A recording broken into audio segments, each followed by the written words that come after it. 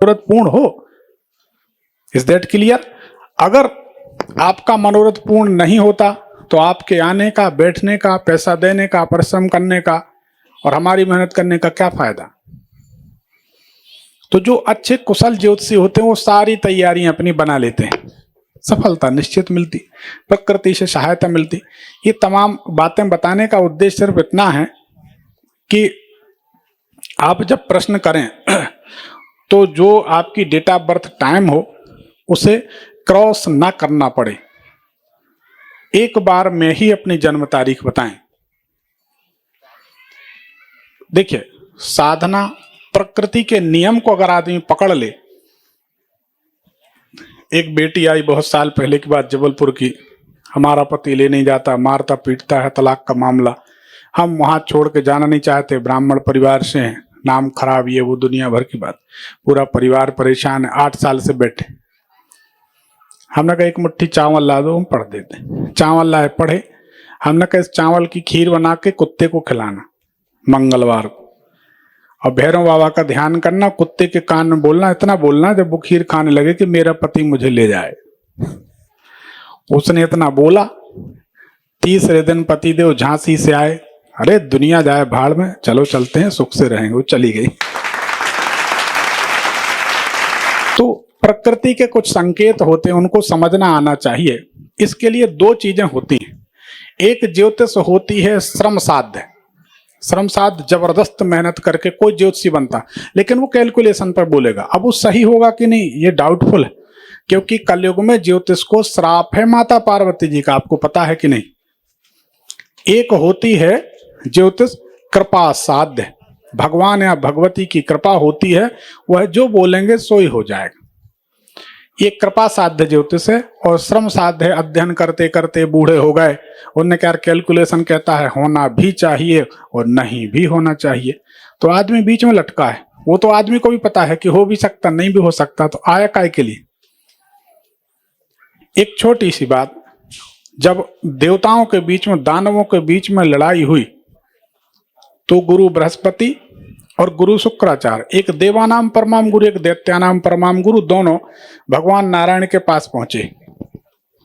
जय विजय इनके पार्षद। उन्होंने कहा भगवान को समय लगेगा। कितना समय लगेगा? बोले हम लोगों की लड़ाई सुलझाना। बोले समय लगे। बोले कितना? कुछ नहीं कह सकते, भगवान जाने। दोनों ने ज्योतिष की रचना की, रेत के ऊपर नक्षत्रों की गणना करके ज्योतिष की रचना की। उसमें यह बात आई, 3 प्रश्न बनाए दोनों गुरुओं ने कि ये तो एक दिन बाद मिलेंगे और नारायण का एक दिन, यहां तो मर मिट जाएंगे सब, क्या किया जाए? उनने 3 प्रश्न और बनाए। इतने घटी इतने पल। बोले भगवान शंकर के पास चलते।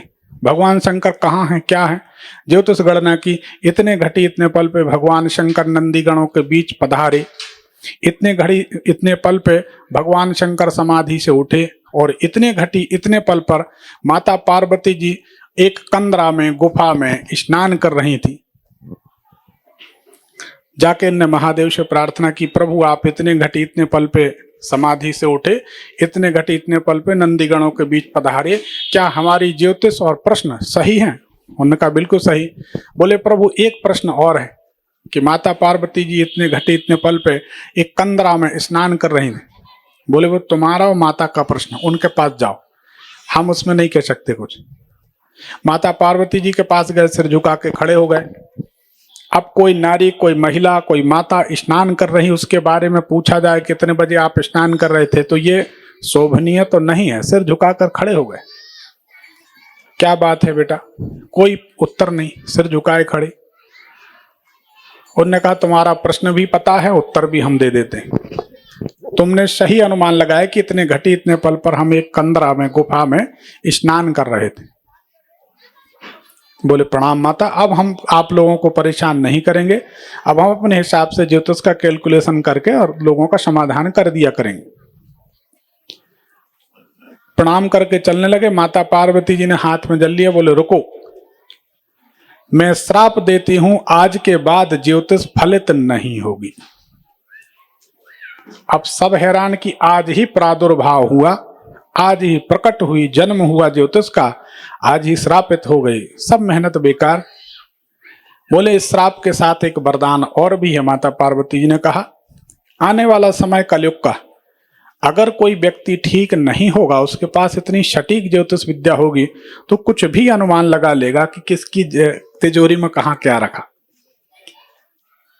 एक बार लाइव में हमने बोला भी था कि यहां से जमीन में तीसरे खंड में लगभग 3 फुट के ऊपर चांदी के 3 सिक्के रखे। बोले गुरुदेव इसके आगे ना बताना, लाइव में ही बोलता। बाद में हमें समझ में आई, 10-12 साल पहले की बात। माता पार्वती जी ने कहा कि अगर कलयुग में हर मनुष्य की ज्योतिष विद्या सही होगी तो मनुष्य कुछ भी कर डालेंगे। मनुष्य की बुद्धि बहुत विचित्र होगी कलयुग में, इसलिए ज्योतिष को श्राप है। लेकिन जो मनुष्य इष्ट साधक होगा, जिसके ऊपर इष्ट देव की कृपा होगी, उसकी ज्योतिष पूरी तरह फलित होगी। इष्ट मतलब भगवान भगवती, किसी की जो सेवा करेगा। भगवान की कृपा कब होगी? जब वह हर तरह से पवित्र होगा, और जो पवित्र होगा तो उसको परमाणु बम भी दे दो, वो कोई नुकसान नहीं करेगा समाज का। तो इसलिए माता पार्वती जी ने कहा कि उनके लिए वरदान है जो श्रेष्ठ हैं, और जो कनिष्ठ हैं, छोटी मति के हैं, उनके लिए श्राप। जाइए, आशीर्वाद है। तब से फिर ज्योतिष का ये हाल है। एक कन्या को बुला लिया जाए, बोलिए लक्ष्मी मैया की जय। एक बिटिया को, हाँ आजा बेटा।